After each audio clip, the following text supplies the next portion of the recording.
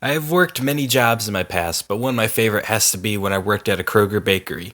It was fun making cakes, baking bread, washing dishes, getting paid minimum wage. The company was very nice to me, and I loved working there. Not only was it fun just working as a baker, but the job came with many different perks that they don't really advertise when they're looking for employment. So I decided to make this list. The top 3 secret benefits for working as a baker at Kroger, or at least 3 things that I could think about. There's probably more, Benefit number 1, the free food. Now you might be saying, but hey, you were a baker, you were working with cakes and cookies, of course you were going to get the extra food.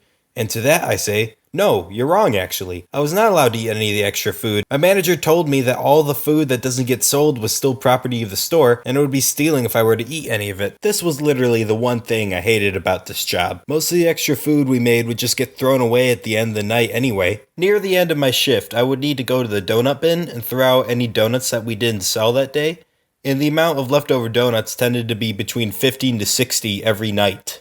Does my boss really want me to let 60 donuts go to waste? Now, after throwing out many perfectly good donuts for the 15th time, these donuts deserve better than this, so I grabbed a donut and ate it right then and there. Now, according to my boss, I did technically steal that donut, but it was either going into the garbage or my body. Food is a valuable resource and we shouldn't throw it away. Either way, my boss never did find out that I stole a donut. I did feel a little guilty for betraying my boss's trust, but I was able to relieve myself of all the shame by telling myself, hey, I didn't steal the donut.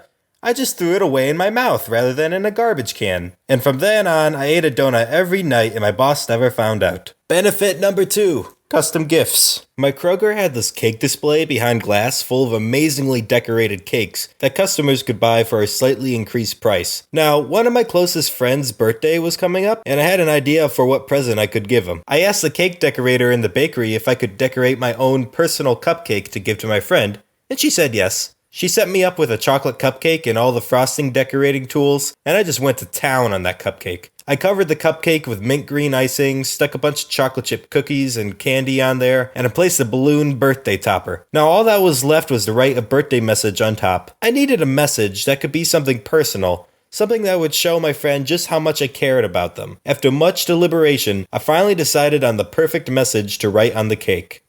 You suck. I paid full price for the cake and dropped it on his front porch after work. Later that night, he texted me. You gave me that cake, didn't you? Maybe. You suck. Don't worry, this was the kind of humor I did all the time with him. He was one of the few people who could tell when I was being serious or sarcastic, and we still hang out to this day. Benefit number 3. The ladies. Now, gentlemen in the audience, there is something I need to tell you. There is nothing a woman likes more in the world than a man in uniform. In this case, a baker's outfit. One day, while I was working in the bakery by myself, a group of 4 girls started to hang out near the bakery. First off, why were these girls hanging out in a grocery store? I mean, isn't the ideal place for 4 teenage girls to hang out like the mall or something? Anyway, these girls are just hanging out by the bakery for a solid 10 minutes, just giggling amongst themselves, but then suddenly, all 4 girls walked up to the bakery counter. One of them spoke up. Hey, my friend here thinks you're cute. The friend was so embarrassed she punched the other girl in the shoulder and ran off into the other parts of the store, and her friends quickly followed behind her. As for me, I didn't even get a chance to respond. I was certainly flattered by the girl's feelings, but I don't know. I guess all I could do was smile and get back to work. And sadly enough, I never actually saw that girl again. It was probably for the best, as I was actually already in a relationship with somebody else at the time. Now, you may be saying to yourselves, but that was only one time a girl showed interest in you while you were at the bakery. That doesn't necessarily make bakers any more attractive than any other person. In that case, you are right. However, this happened a second time with a completely different girl. There was this girl who looked about to be the same age as me, coming to the bakery to buy a cake for somebody else's birthday. So as she was buying the cake, I noticed that she was wearing a Five Nights at Freddy's shirt, and I pointed out and said, "Hey, nice shirt."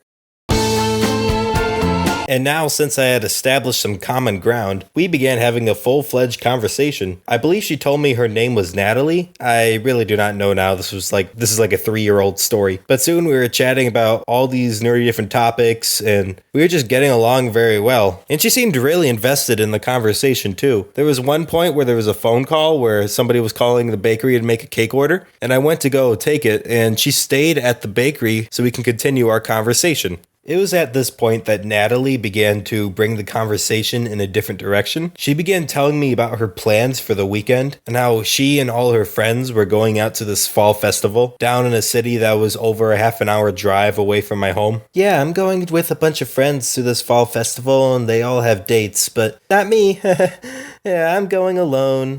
Hopefully I can find a guy to take me, sometime soon, because otherwise I'm going alone. Now, it was at this point that I began to notice exactly what she was trying to hint at. She was sort of leaning on the bakery counter, playing with her hair. Yeah, she was just waiting to invite me. So I decided it was time that I took some action. Oh, this fall festival. It seems kind of fun.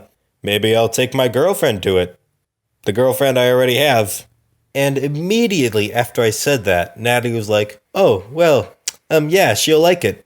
Well, I better get going. It was nice talking to you. Yeah, it was cool talking to you too. Hopefully we can see each other again. Yeah, maybe. And we never did. That, ladies and gentlemen, is an example of staying loyal to whoever you're dating at the time. And it never did actually end up going to that festival. I'm not going to drive 30 minutes just to take my girlfriend on the date. You kidding me? I'm a high school student and I would barely be able to pay for a date like that. So Natalie, if you ever happen to be watching this obscure YouTube video in this small channel, I hope you found a date to that festival. It sounded like fun.